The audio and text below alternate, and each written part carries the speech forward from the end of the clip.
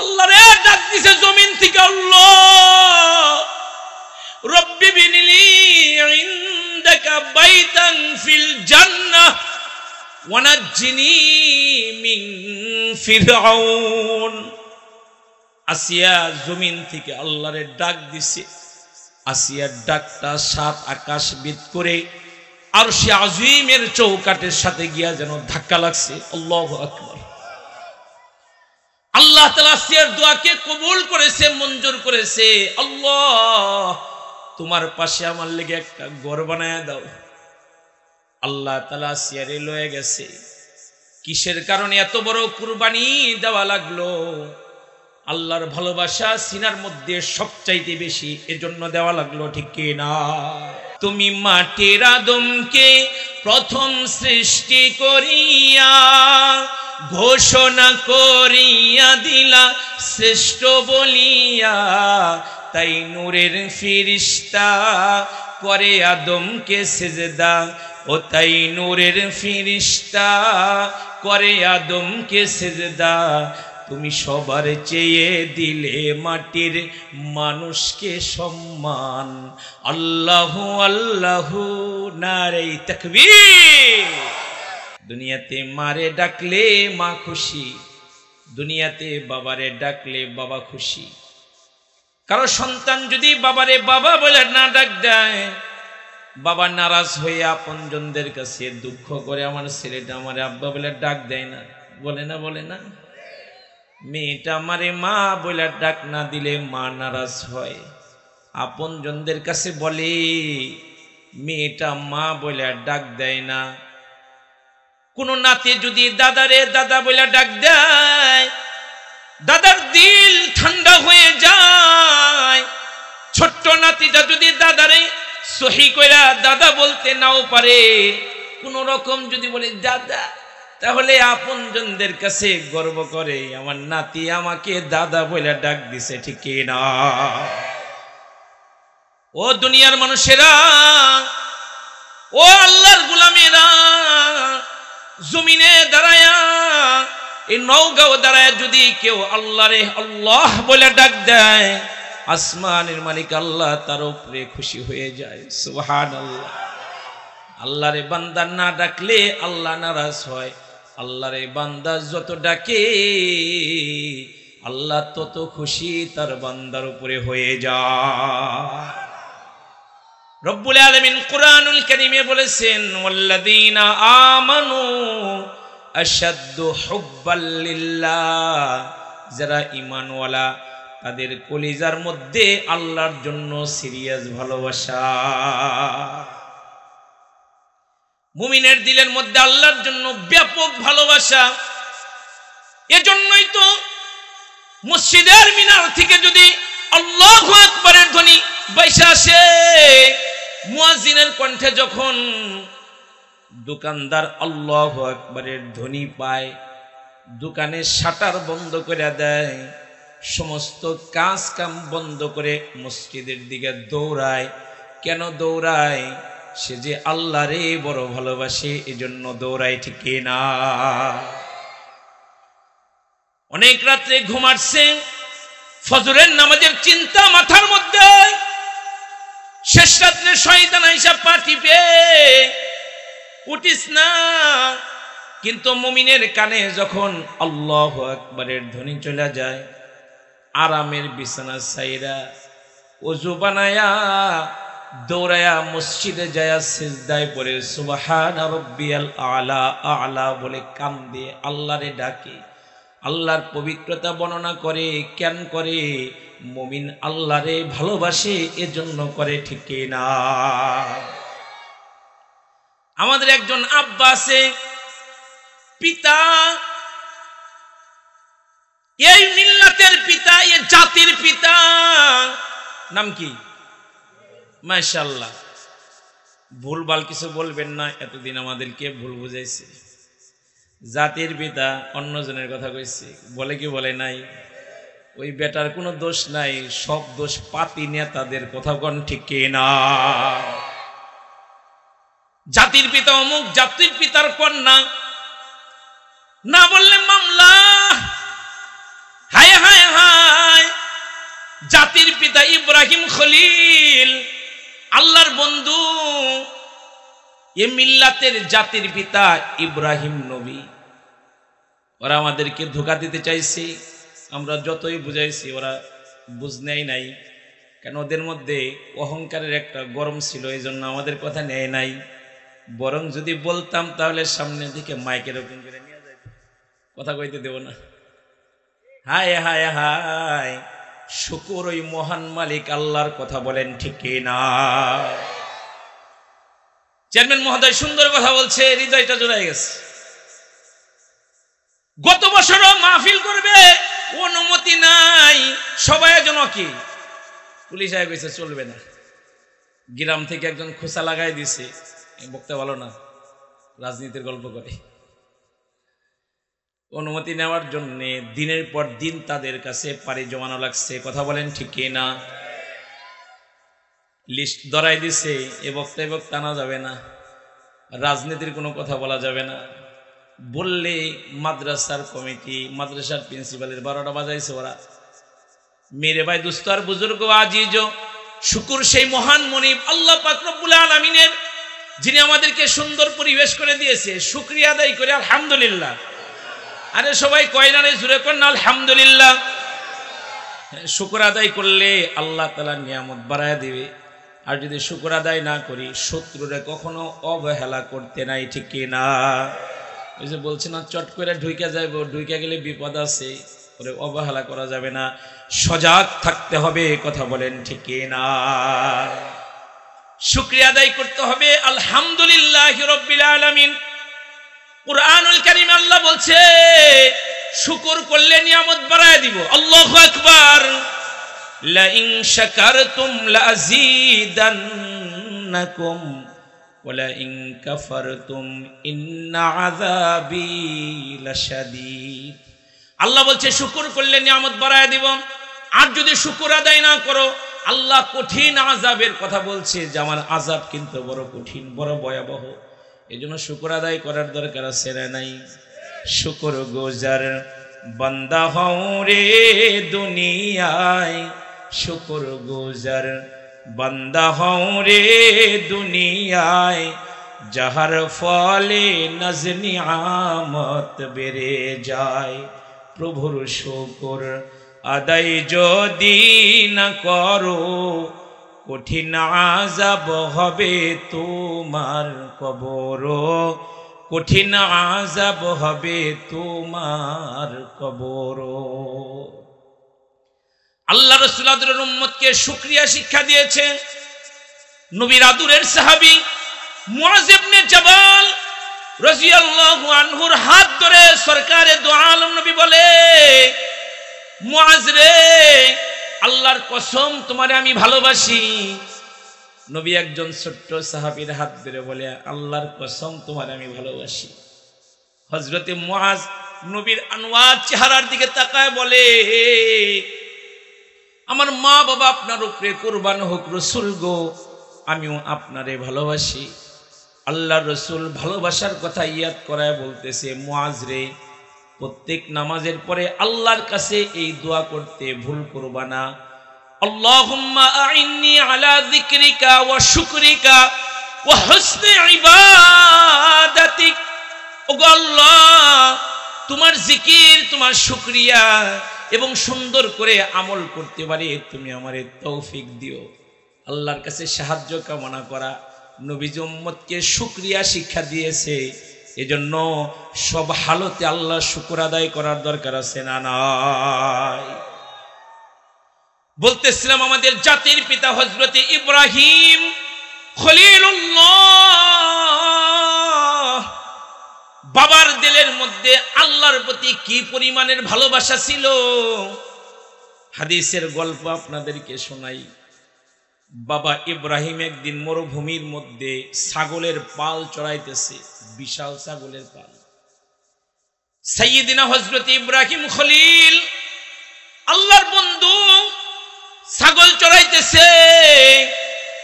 ওই পথ দিয়ে, ওই রাস্তা দিয়ে একজন ভিনদেশী অপরিচিত মুসাফির হাইটা যায় আর গুনগুন করে কি যেন বলে। কি যেন বলে।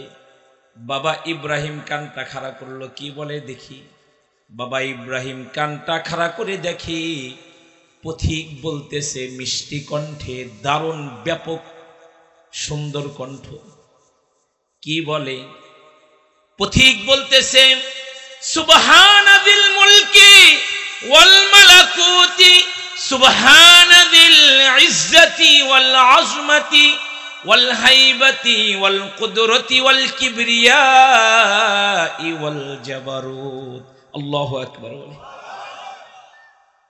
মিষ্টি কণ্ঠে আল্লাহ পাকের প্রশংসা করতেছে।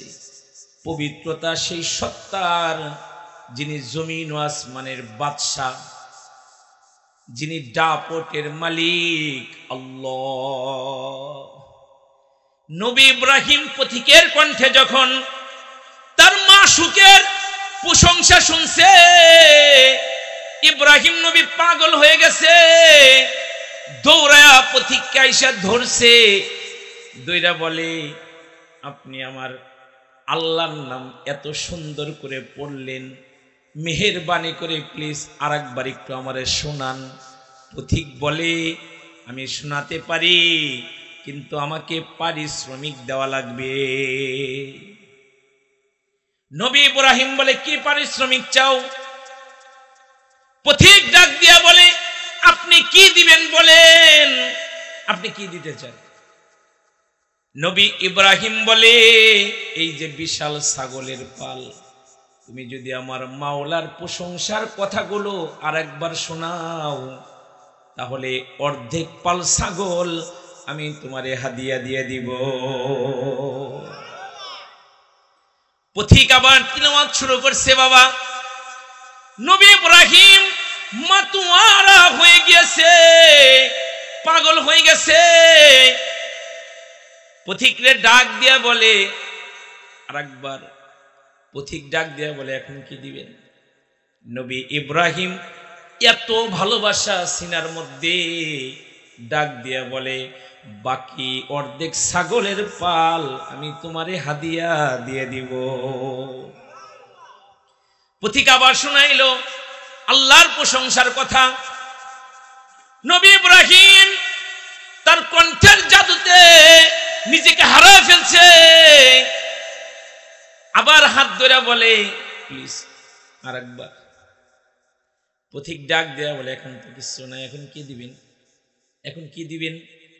নবী ইব্রাহিম চোখের পানি ছেড়ে দিয়া বলে এখন আমার কাছে দেওয়ার মতো কিচ্ছু নাই, তবে ভাই রে এই যে বিশাল ছাগলের পাল আমি তোমারে হাদিয়া দিয়েছি, এগুলো দেখভালের জন্য একজন রাখাল জরুরত।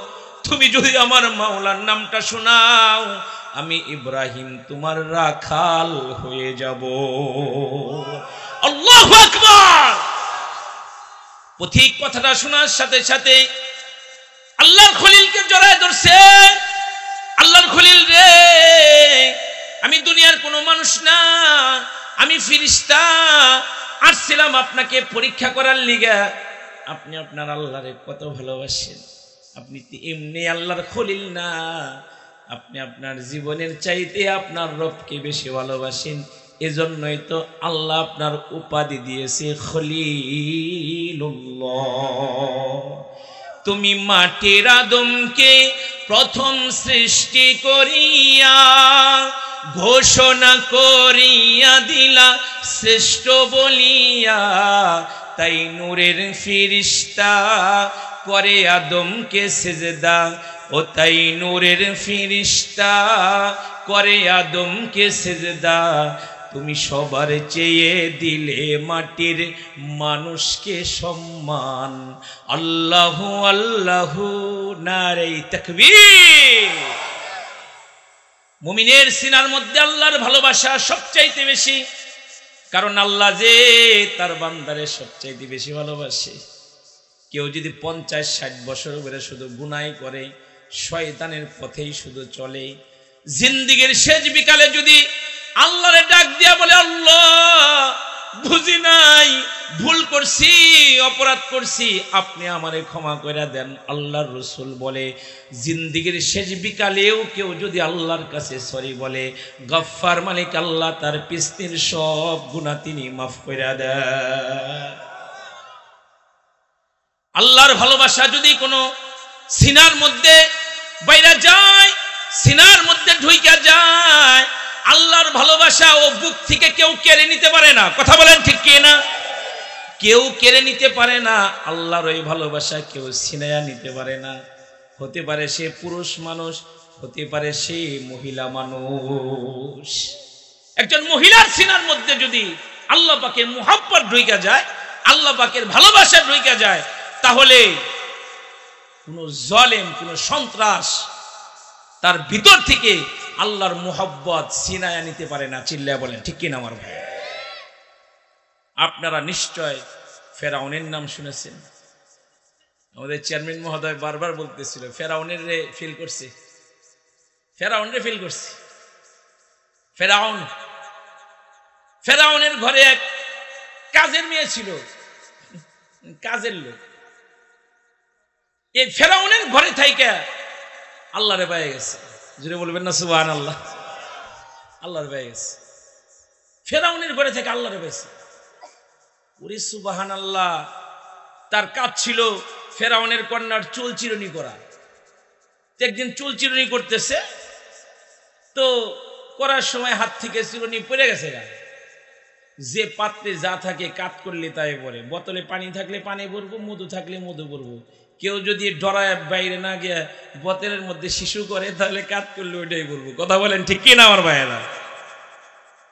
ওরে সুবহানাল্লাহ! চিরুনি উঠাইতে গিয়া এই কাজের মেয়ে, সাধারণ একটা কাজের মেয়ে, এ তার জবান দিয়া আল্লাহর নাম বাইরে গেছে।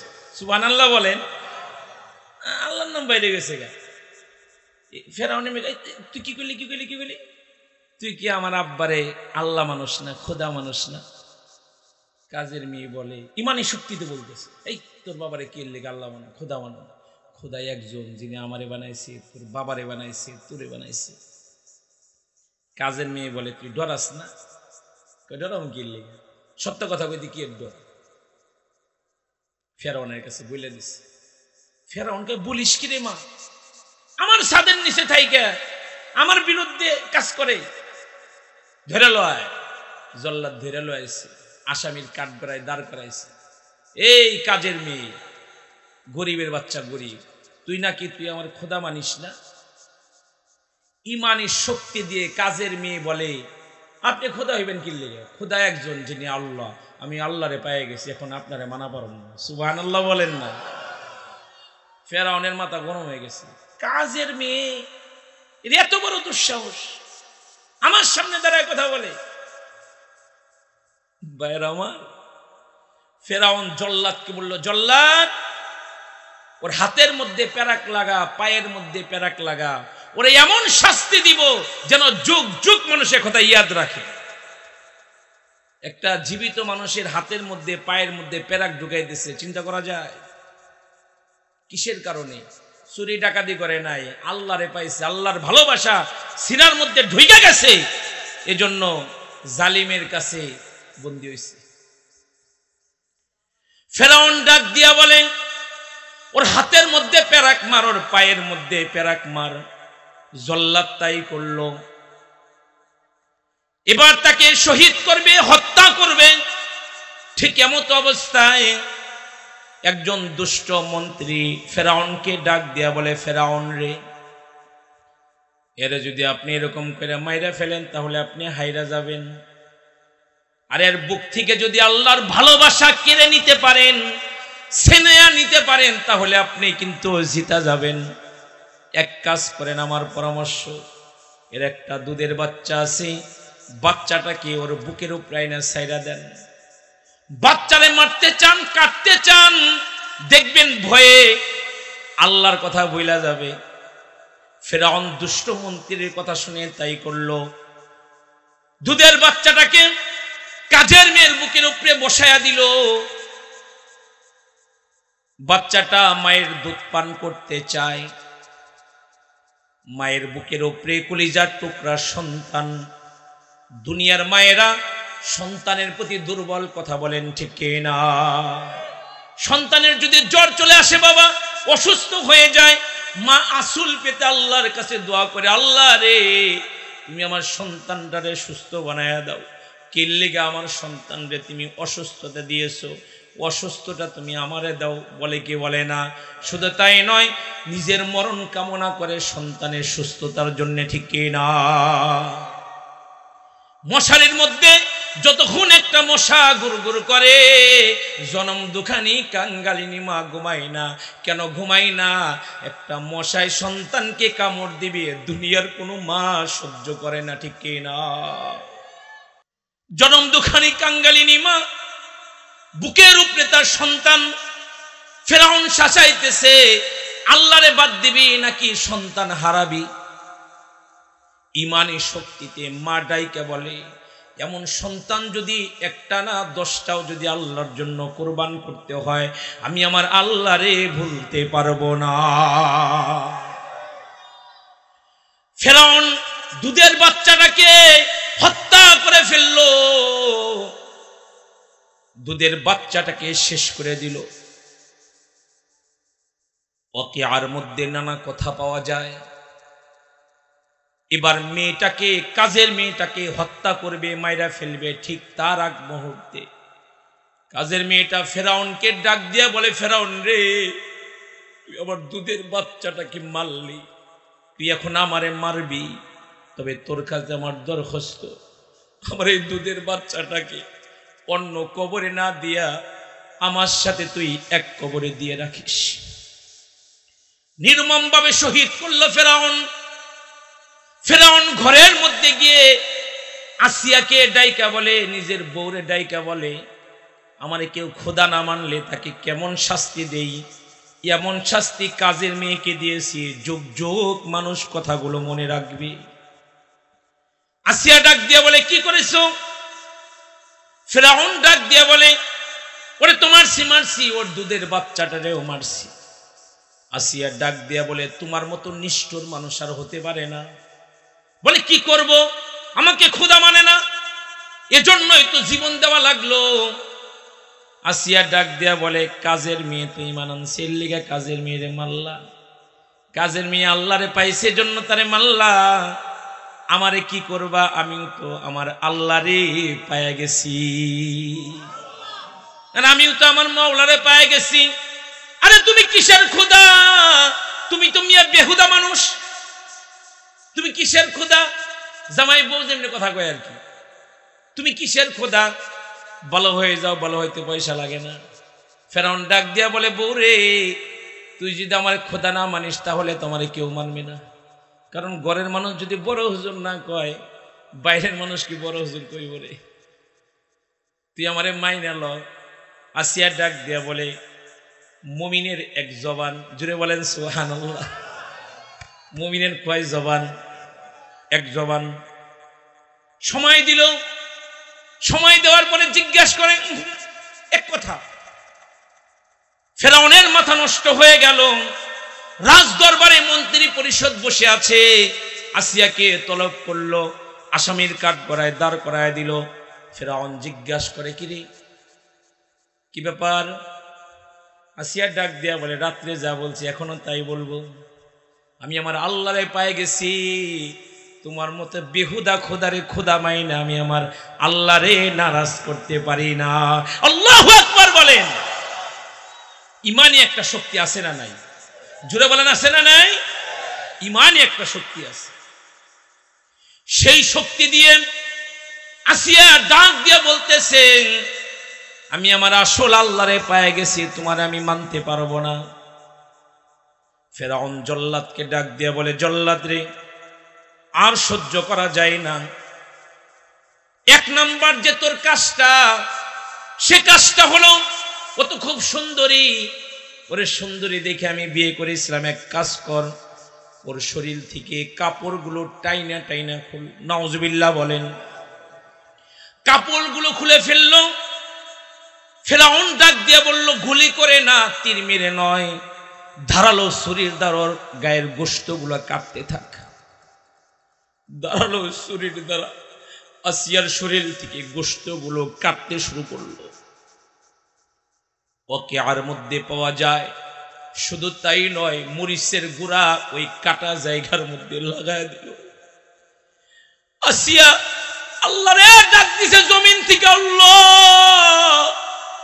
রব্বি বিনিলি ইনদাকা বাইতান ফিল জান্নাহ ওয়া নাজ্জিনি মিন ফিরআউন। আসিয়া জমিন থেকে আল্লাহরে ডাক দিছে। আসিয়ার ডাকটা সাত আকাশ ভেদ করে আরশে আজিমের চৌকাটের সাথে গিয়া যেন ধাক্কা লাগছে। আল্লাহু আকবার। আল্লাহ তাআলা আসিয়ার দোয়াকে কবুল করেছে, মঞ্জুর করেছে। আল্লাহ তোমার পাশে আমার লেগে একটা ঘর বানায় দাও। আল্লাহ তাআলা আসিয়ারে লয়ে গেছে। কিসের কারণে এত বড় কুরবানি দেওয়া লাগলো? আল্লাহর ভালোবাসা সিনার মধ্যে সবচাইতে বেশি, এজন্য দেওয়া লাগলো, ঠিক কি না? বিশ্ব পয়গম্বর মুহাম্মদ আরবি সাল্লাল্লাহু আলাইহি ওয়াসাল্লামের প্রিয়তমা স্ত্রী খাদিজাতুল কুবরা রাদিয়াল্লাহু আনহা দুনিয়া থেকে চলে যাইতেছে, আল্লাহর কাছে চলে যাইতেছে। আল্লাহ রাসূল খাদিজার জন্য দোয়া করতেছে আর বলতেছে, খাদিজা রে, আপনি আল্লাহর কাছে চলে যাইতেছেন, আমি আশাবাদী আল্লাহ আপনাদের জান্নাত দিবে। তবে আপনি জান্নাতে যাওয়ার পরে জান্নাতের মধ্যে আমার বিবিদেরকে আপনি সালাম পৌঁছায়া দিবেন। জুড়ে বলেন সুবহানাল্লাহ। খাদিজাতুল কুবরা রাদিয়াল্লাহু আনহা জিজ্ঞাসা করে, সরকার গো, আমার জানা মতে আপনি আমার আগে কাউকে বিয়ে করেন নাই, আপনার বিবি আবার জান্নাতে কেমনে গেল জানতে চাই। আল্লাহ রসুল বলে, খাদিজা রে, ফেরাউনের স্ত্রী আসিয়া ঈমান আনয়ন করার কারণে এমন কুরবানি দিছে, আল্লাহ তাআলা এত খুশি হইছে, জান্নাতের মধ্যে তাকে আল্লাহ আমার বউ বানায়া রেডি করে রাইখা দিছে। হযরতে খাদিজাতুল কুবরা রাদিয়াল্লাহু আনহা সেই মানুষ, ইসলামের শুরু লগ্নের মানুষ।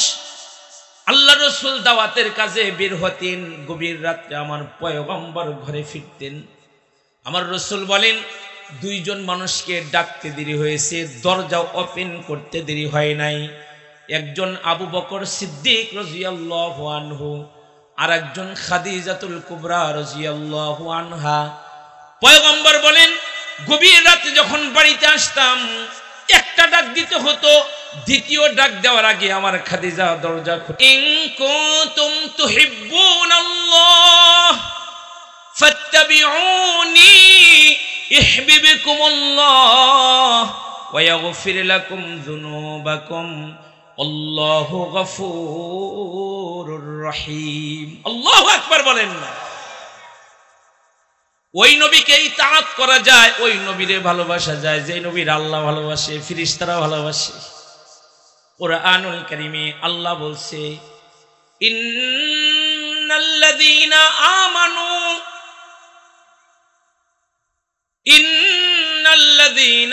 আমানু ওয়া আমিলুস সলিহাতি কানাত লাহুম জান্নাতুল ফিরদাউসি নুজুলা। আল্লাহর রাসূল আল্লাহর কুরআনের আয়াত আমাদেরকে শুনাইতেছে, নবীদের উপরে নাজিল হয়েছে, আল্লাহর নবীর জবান দিয়ে বাইর করে বলতেছে, নিশ্চয় যারা ঈমান আনার পরে নেক আমল করবে, আল্লাহ তাআলা তাদেরকে জান্নাতুল ফিরদাউস তাদের জন্য আপ্যায়ন স্বরূপ রেখে দিয়েছে। এমন এক পয়গম্বরের উম্মত আমি আপনি হইছি বাবা। আল্লাহর রাসূল এমন নবী তিনি, যিনি জিন্দেগিতে কোনোদিন মিথ্যা কথা বলে নাই। নাকি বলছে? বলছে জীবনেও না। কাফেরদের মধ্যে সর্দার শয়তান কাফের হলো আবু জাহেল। আবু জাহেল পর্যন্ত আমার নবীরে আল্লাহ আমিন বলে ডাকত। আল্লাহু আকবার বলে। কাফেররা পর্যন্ত আমার নবীকে আল্লাহ আমিন বলে ডাকত।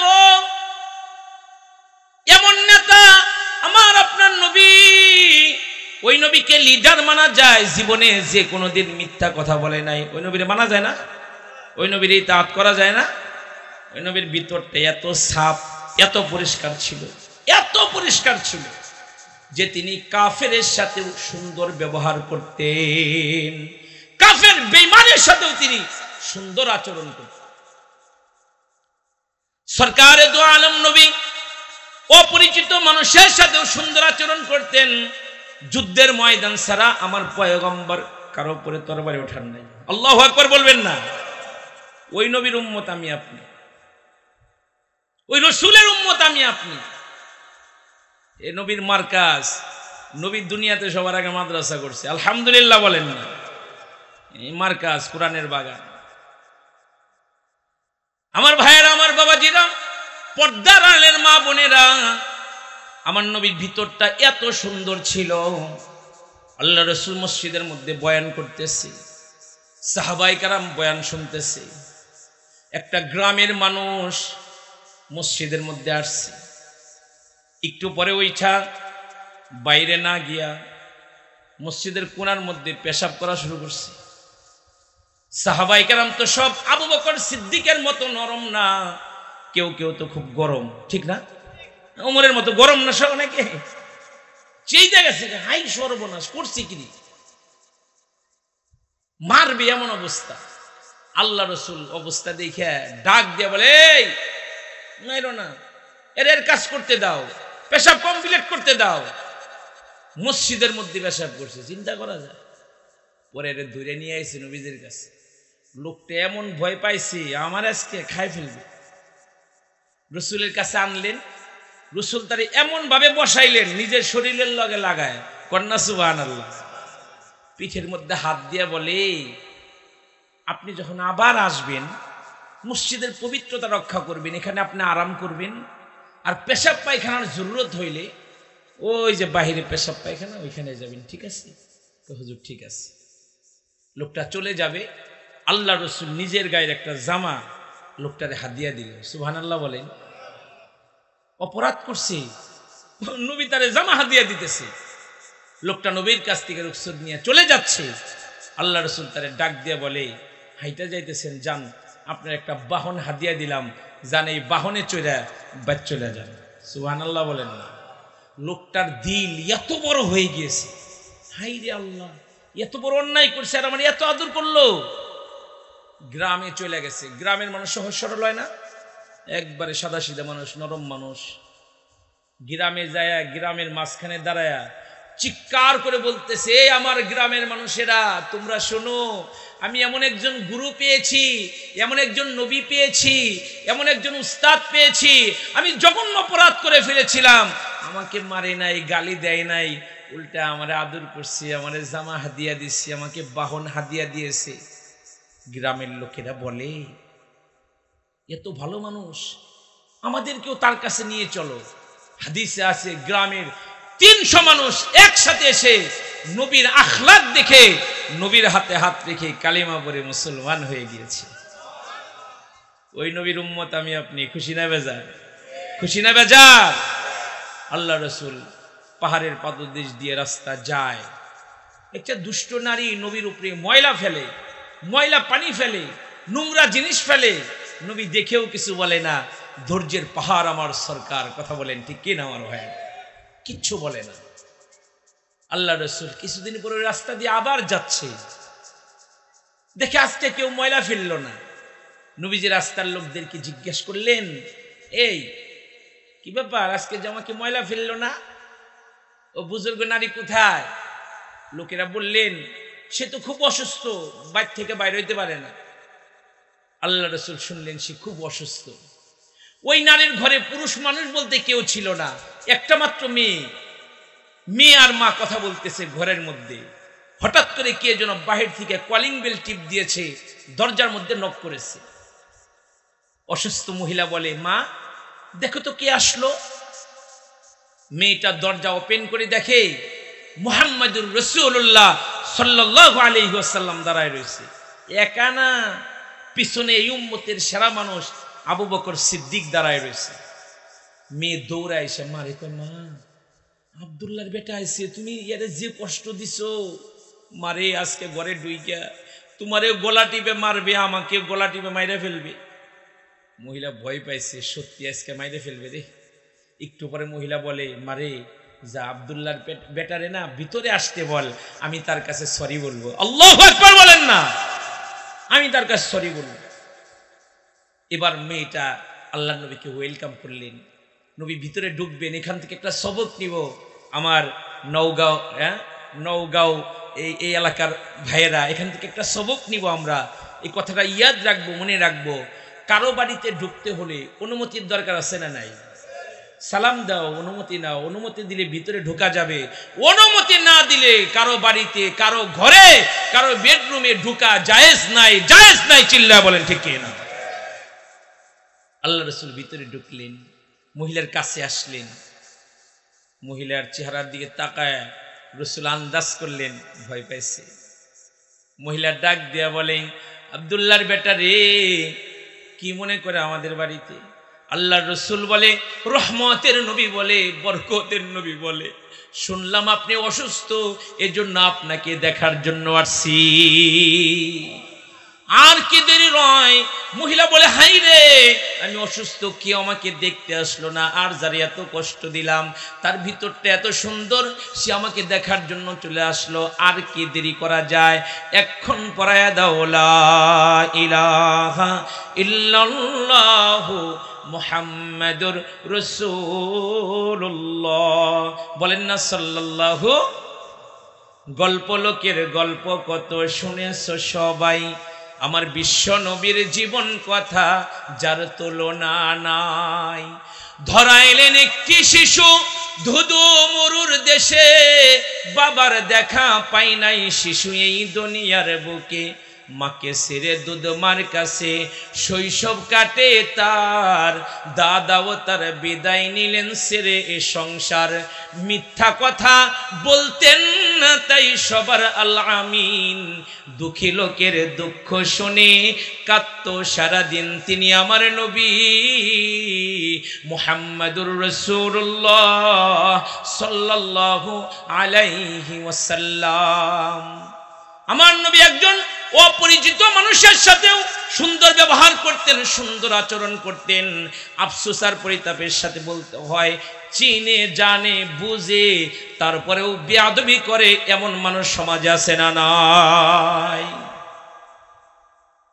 চিনে তারপরেও বেয়াদবি করে। আমার নবীর কাছ থেকে সবক অর্জন করে আমার ভাইয়েরা, আমার যুবক বন্ধুরা, বুড়া বাবারা, পর্দার আড়ালের মা বোনেরা, আমার নবী মক্কার জিন্দেগিতে একদিন ঘর থেকে বাইরে হয়েছে, হাঁটতে হাঁটতে অনেক দূরে চলে গিয়েছে। নবীর নজরে পড়েছে একজন বুড়া মহিলা, একজন বৃদ্ধা নারী, মাথার মধ্যে বোঝা, কাঁধের মধ্যে বোঝা, হাইটে যাইতে পারতেছে না, খুব কষ্ট হইতেছে। পরোপকারী আমার সরকার, আমার সরকার, আমার সরদার, আমার পয়গম্বর দৌড়ায়া মহিলার কাছে গিয়া বলে, মারে দেন দেন দেন, আমার মাথায় দেন, এত বড় বোঝা নিয়েছেন, হাঁটতেই তো পারেন না। মহিলা খুশি হয়েছে, যত সময় কাজের মানুষ পাওয়া গেছে। নবীজি বোঝা মাথায় নিয়েছে, মহিলা আবার আগে আগে হাঁটে, নবী পিছনে পিছনে হাঁটে। মহিলা কাজের মানুষের কাছে মনের দুঃখের কথা শেয়ার করতেছে। মহিলার মনের মধ্যে, দিলের মধ্যে দুঃখ কি? মহিলা বলে, বাজান দেশ ছেড়ে চলে যাইতেছে, এই দেশে আর থাকা যাবে না। কেন রে মা, কি হইছে? মহিলা শেয়ার করে, বাজান রে, এই মক্কা নগরীতে, এই মক্কা শহরে একটা ভদ্র ছেলে ছিল, সবাই তারে আলামিন বলে, সত্যবাদী বলে, খুব ভালো ছিল, কিন্তু ইদানিং সে পাগল হয়ে গেছে, মাথা আউট হয়ে গেছে। জোরে কর নাউজুবিল্লাহ। কেন? বলে এখন তার কাজ হলো ভাইয়ে ভাইয়ে ঝগড়া লাগানো, বাপ বেটায় ঝগড়া লাগানো, এক গোত্রের মানুষ আর এক গোত্রের মানুষের সাথে ঝগড়া লাগানো, বাপ দাদার ধর্ম বাদ দিয়া সে নাকি কোন ধর্মের দাওয়াত দেয়। এর যন্ত্রণায় আর ভাল লাগে না, এজন্য চলে যাইতেছি। বুড়ি মহিলার মুখ দিয়া যা বাইর হইতেছে, রহমতের নবী, বরকতের নবী রে গালমন্দ করতেছে। আমি জানতে চাই আমার যুবক ভাইয়েরা, বুড়া বাবারা, যারে গালি দেয় সে কি দূরে নাকি বুড়ির কাছে? বকা শুই না, বুঝাও ফেলে দেয় না, একটা জবাবও দেয় না। এত সবর ওয়ালা আমার পয়গম্বর।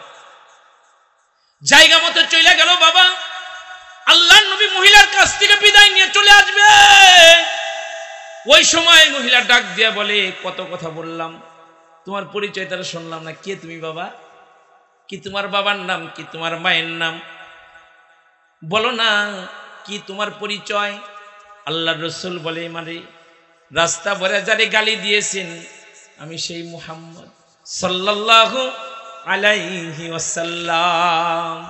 বুড়ি যেন আসমান থেকে জমিনে পড়ছে, নবীর নূরানি কদম জড়ায় ধরে বলে, বাবারে আবু জাহিল আমার কাছে ভুল নিউজ দিয়েছে, ভুল সংবাদ দিয়েছে। উতবা সাহেবা আমারে ভুল বুঝাইছে তোমার ব্যাপারে। তুমি খারাপ মানুষ হতে পারো না, তুমি আল আমিন। এক মুহূর্ত দেরি নয়, পড়ায় দাও লা ইলাহা ইল্লাল্লাহু মুহাম্মাদুর রাসূলুল্লাহ। বলেন না সাল্লাল্লাহু আলাইহি ওয়াসাল্লাম। ওই নবীর মুহাব্বত করা যায় বাবা, ওই নবীকে ভালোবাসা যায়। ওই নবীর ভালোবাসা যদি এই নওগাঁও বৈশাও ইজহার করা যায়। আল্লাহর রাসূল বলে, মাইলের ক্ষেত্রে তোমরা অনেক দূরে, কিন্তু মুহাব্বতের কারণে দূরে না, তোমরা আমার বুকে। নবী নবী করে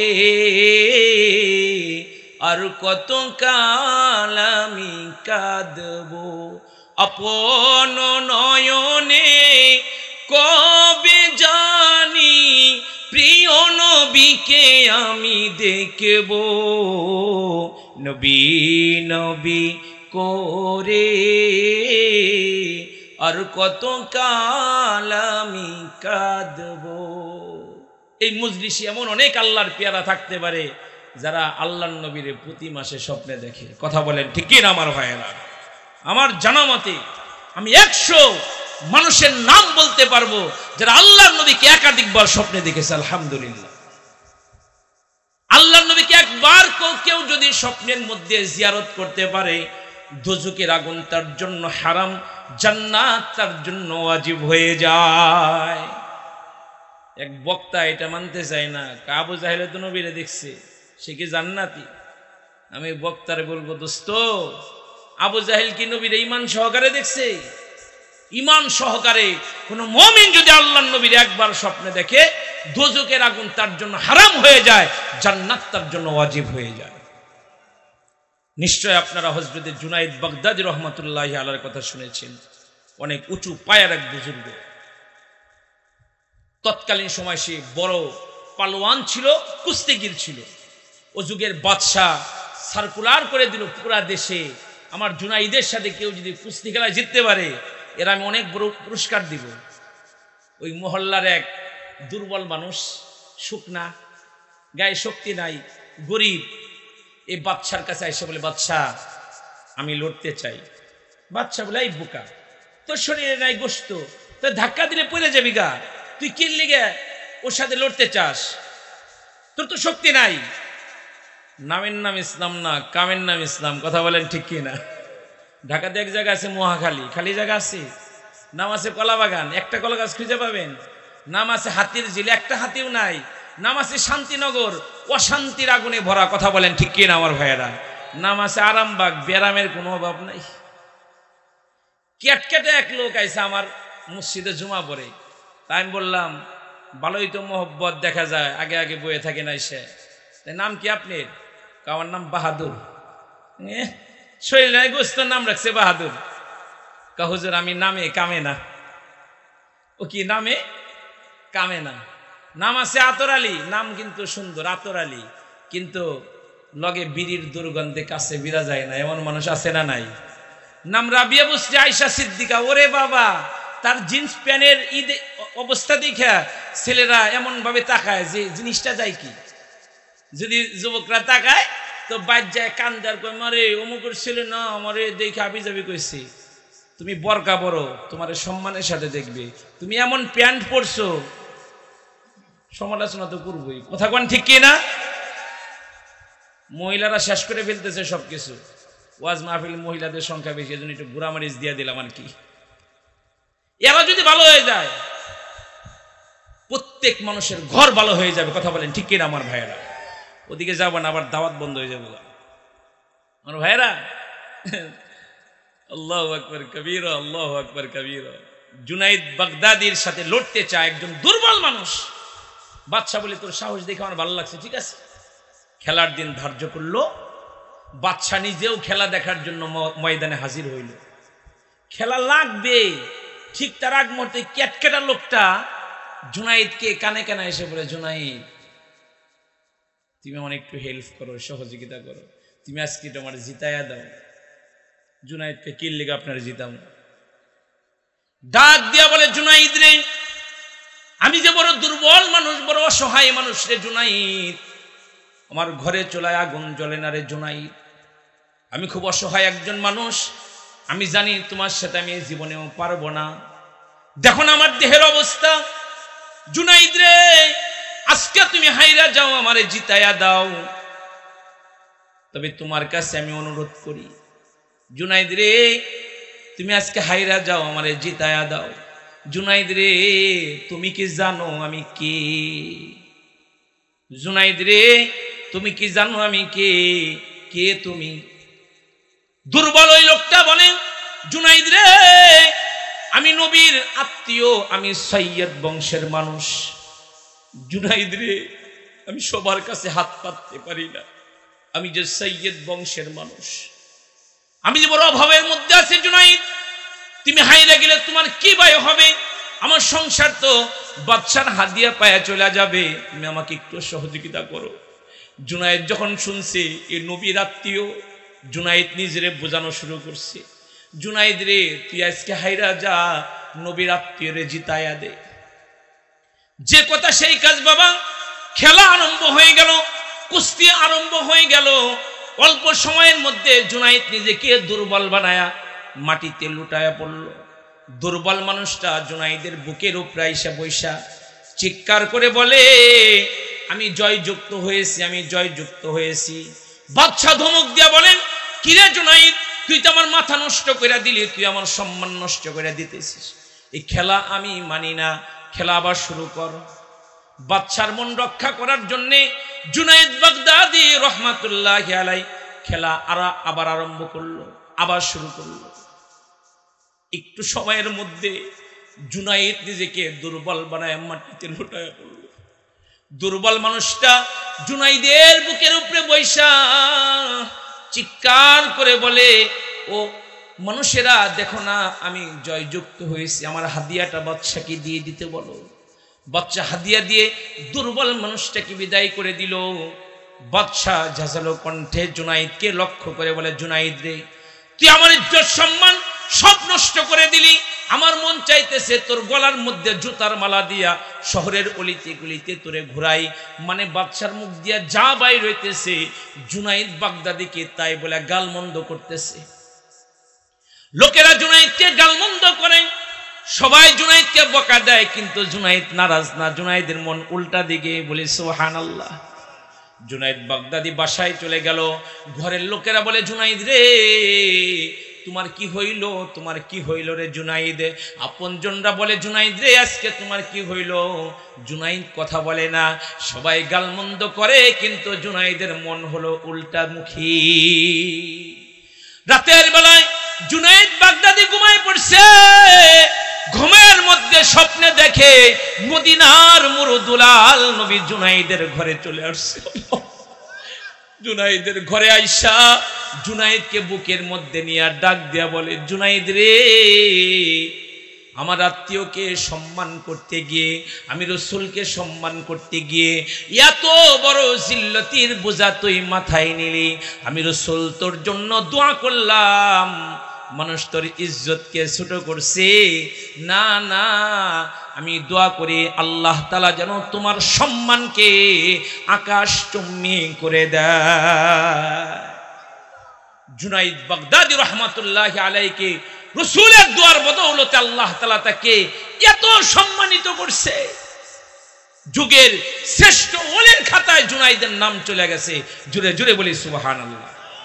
এজন্যই বলছি নবীরে কেউ যদি স্বপ্নেও দেখে, কারণ নবীর সুরত শয়তান ধরতে পারে না, স্বপ্নেও যদি কেউ দেখে দোজখের আগুন তার জন্য হারাম, জান্নাত তার জন্য ওয়াজিব হয়ে যায়।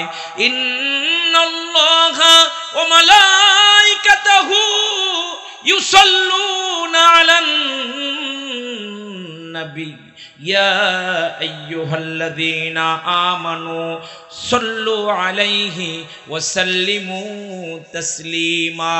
আল্লাহ তাআলা বলে, নিশ্চয় আমি আল্লাহ ঊর্ধ্ব জগতে ফেরেশতাদের মজলিসে আমার বন্ধুর প্রশংসা করি। শুধু কি তাই, আমার ফেরেশতারা আমার বন্ধুর জন্য দোয়া করে। এবার আল্লাহ ইমানদারদেরকে ডেকে বলে, ইমানদারেরা রে, আমার বন্ধুর উপরে তোমরা দুরূদ পড়ো। যদি জিজ্ঞাসা করি দুরূদ পড়লে কি হবে, আল্লাহর রাসূল বলে, আমি রাসূলের উপরে একবার কেউ যদি দুরূদ পড়ে, সাথে সাথে আল্লাহ 10টা রহমত তার উপরে নাজিল করে দেয়।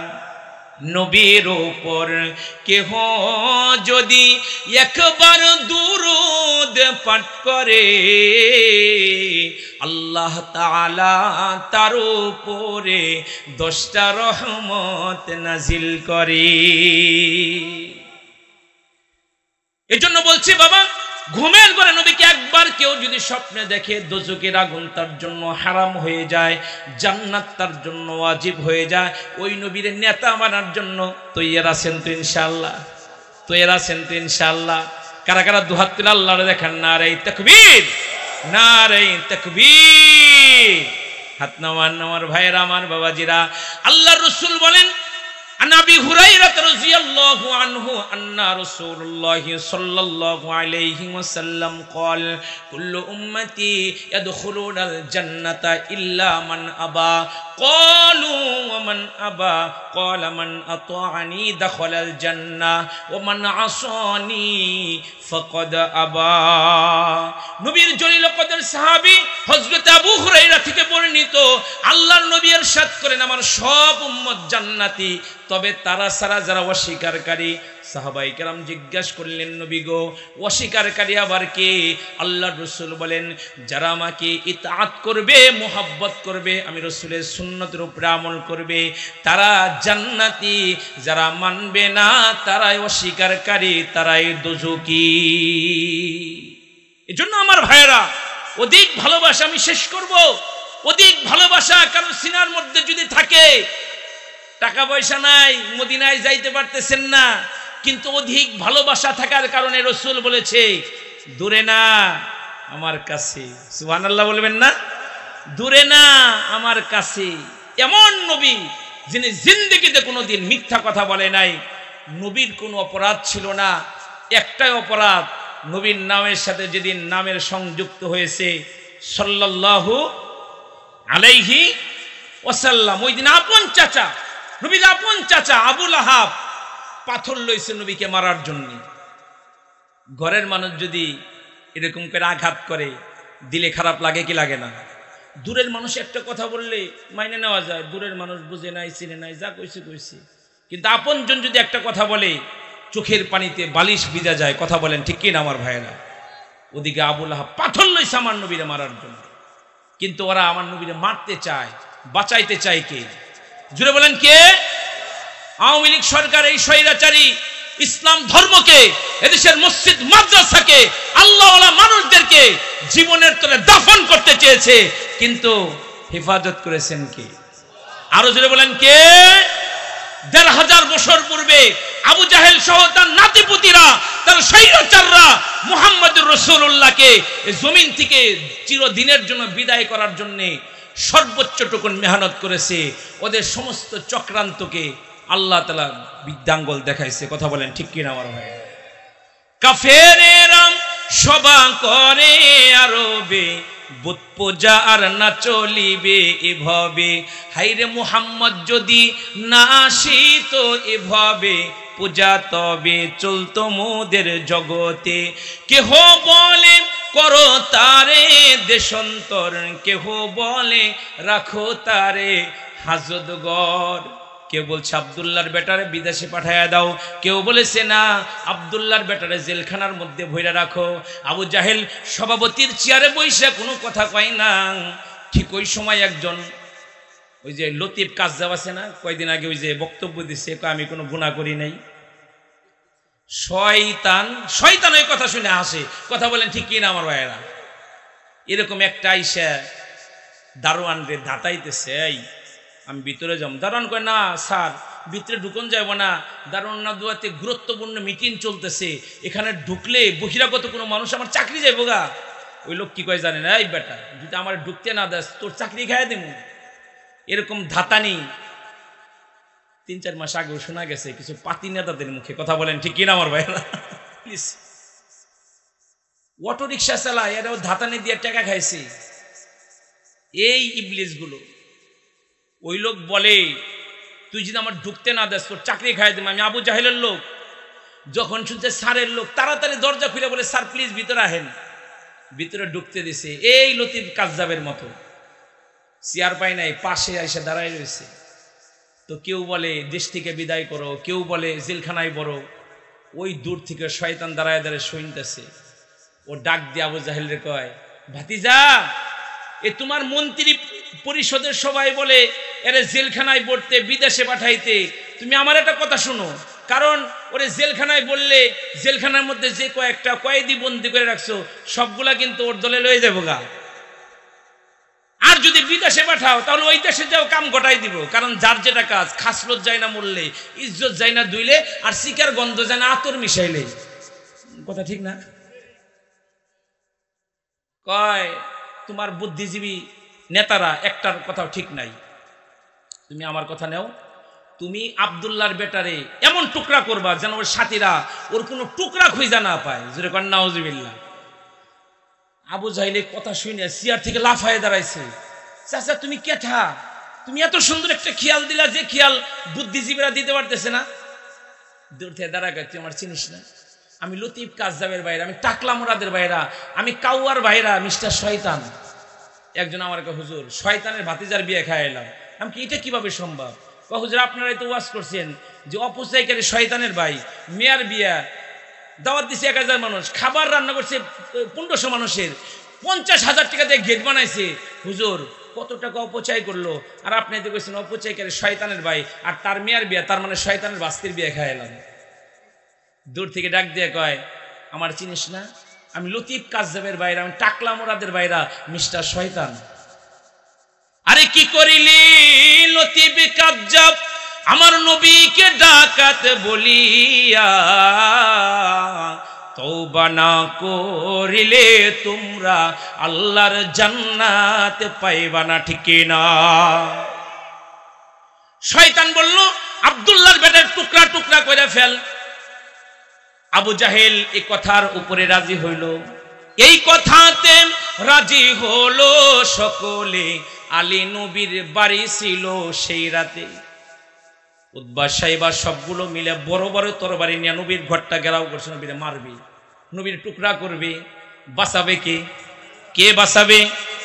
জিবরাইল আসিয়া বলেন, নবী মোর হিজরত করিতে হবে, হুকুম আল্লাহর। একটু টাচ দিয়ে দিতেছি আর কি। নবীর ঘরটা ওরা ঘেরাও করছে। জিবরাইল কে হুজুর আর থাকা যাবে না, জানগা।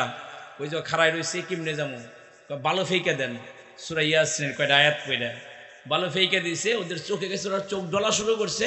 নবী বাইরে সোজা 20 বছরের বন্ধু আবু বকর সিদ্দিকের বাড়িতে চলে গেছে। আস্তে করে ডাক দিছে, দরজা খুলে দিছে। লম্বা কথা, বাইর হইয়া গারে সৌরের দিকে রওনা করছে আবু বকর সিদ্দিক এবং আল্লাহর রাসূল।